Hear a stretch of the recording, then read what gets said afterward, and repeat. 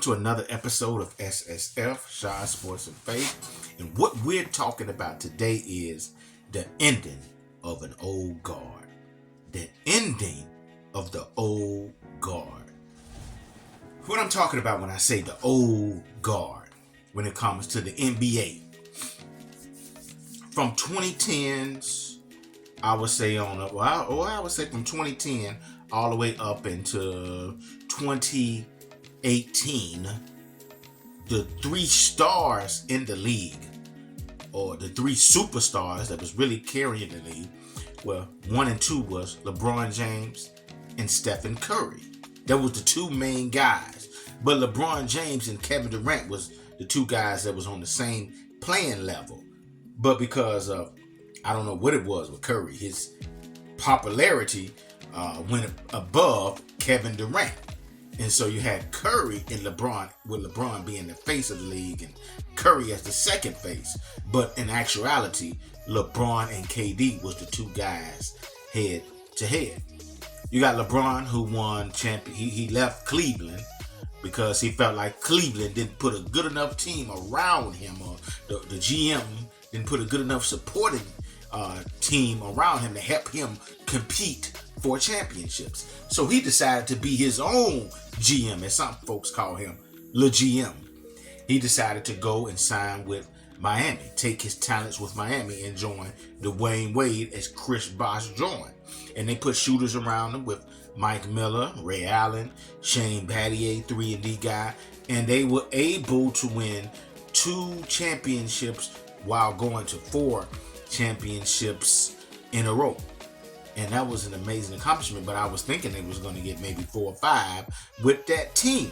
But no one saw Stephen Curry, Klay Thompson, Draymond Green with Steve Kerr coaching that team, and was getting in the way of LeBron championship. Now, part that I did miss is that when the Spurs whooped the Heat in 2014, LeBron said, "I'm taking my talents back to Cleveland, but you know how I do it. I'm bringing some players with me." Of course, he brought Kevin Love. Kevin Love came over there with him. They already had a young, talented Kyrie who was looking like he was going to be a superstar. So you brought those guys together, put some more players together, and now you had a talented team. Curry and them with this motion offense, whoever open shoots the shot, and you got 2 of the greatest shooters the game has seen in Stephen Curry and Klay Thompson, with Draymond Green being the defensive player and the point guard, point forward, along with Andre Iguodala. You had Andre Bogut, who was not allowing people to just come to the hole and lay up on him. He eating their stuff, and he was good as a passer in the mid post. They had a really, really good offense, and them guys was hard to beat. And they went to the championship, and they were able to beat Cleveland that first year. What was it, 2014, 2015, because LeBron was without some of his guys. I think Kevin Love ended up shoulder getting knocked out of place playing against Boston, and Kyrie Irving went down in that first game with a kneecap injury. So they was able to beat Cleveland 4-2 with LeBron playing out of his mind. The second year, 2015, 2016, the Curry-led Warriors went 73-9. And going 73-9, breaking the Bulls record. Everybody was just saying they finna win a championship. Curry averaging 30 points, think 50, 40, 90 season. Won the first unanimous MVP in NBA history. They were saying he has surpassed LeBron as the best player in the league. Well, LeBron, he felt the way about it.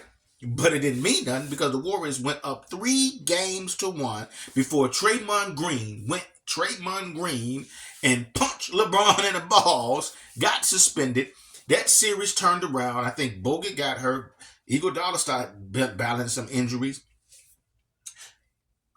Cleveland came back from 3 games down to 1 and won the series 4-3 with a brilliant shot from Kyrie Irving crossing over Curry with the fadeaway 3. And LeBron had himself a series. Kyrie had himself a series. And Curry, he looked bad that series. and them guys was able to win. Well, the Warriors said, we got to get somebody for LeBron because good as Curry is, and I did say, you remember that people were saying he was better than LeBron, but LeBron showed him in that series, no, sir, I'm still the man. So they had to get somebody on an equal playing level as LeBron. And they got the equalizer, which was Kevin Durant. Kevin Durant came there. Everybody just said it's over. Stephen A. and a lot of other people said it was the weakest move ever. Although LeBron joined other superstars and formed him a super team. But KD can't go and form his own super team, even though they beat him. So it's crazy. Nah, man, I thought that was bias of them because, LeBron is the face and they went against KD. KD and them was able to win that championship in 2017, 2018, was it 2016, 2017? They won that championship 4-1 with Kyrie Irving and LeBron. Then they came back and won in 2017 and 2018, sweeping them with just LeBron and, J.R. Smith and a couple other role players, not really superstars, and they beat them. Well, LeBron said, I'm having to leave. Well, before I go back to that, in 2018, 2019, the Warriors was still on a roll, and they went back to the championship, although Kevin Durant got hurt, I believe, in the Houston series or a series before that. He got hurt, and they was waiting on him to play in the championship game. He tried to play that one game in the championship and tore his Achilles. Well, you had Toronto, who couldn't get past LeBron because you had DeMar DeRozan, who was, every time he played against LeBron, he just was frozen. And he went from DeMar DeRozan to DeMar DeRozan and just didn't play well. But when you had brought in Kawhi Leonard, the silent assassin, that boy came through and balled out of control, putting up like 39 and 4. Really good defender. And they end up beating the Warriors when you had Kevin Durant, that was a big part missing from the team. And then Klay Thompson got hurt. And they end up beating the Warriors. I think, want to say 4-1, 4-2. So then, after that, the Warriors, Kevin Durant left. Klay Thompson got hurt again after he missed a year from an Achilles, then tore his knee up. He missed. And so now the Warriors was just trying to build their way back up, but they were struggling. They ended up getting D'Angelo Russell, but he didn't fit, so they ended up trading for Andre Wiggins. And they were able to build up enough team. They had a solid team and ended up beating the Boston Celtics in 2022. Winning them their final championship, although Klay Thompson didn't look like himself. That was 2 years ago. Now you have the Warriors, who's up under, not a 500 team. The Warriors right now are in 12th place at 17-19. Don't look like they're going to win a championship. Curry still playing as a superstar. Curry has always been, still giving you about 28, 29 a game, about 47% from the field, 48 from the field, about 44 from 3. Klay Thompson not looking like himself, up and down. He giving you about 16 points, shooting like 40% from the field. Not nearly himself. Draymond Green started playing ball. He out there punching people in the balls and trying to fight everybody. He think he wrestling on the court. He's been suspended. And the Warriors is just not the same team. They don't have Wiggins up and down. They don't have that talent. And they miss a guy like KD, the other superstar that would help Curry. Is Klay, with all the injuries, is not himself. So the Warriors' time as winning gone down.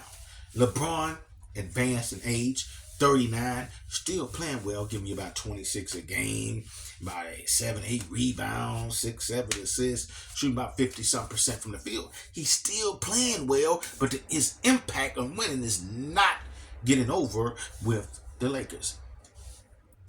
Anthony Davis still playing pretty well, giving you about 25 a game, 12, 13 rebounds, almost 3 blocks. He's playing well, but the other players do not fit well with the superstars, so they're not looking the same. And then LeBron is getting older, and it's looked like the championship days is over. They're not.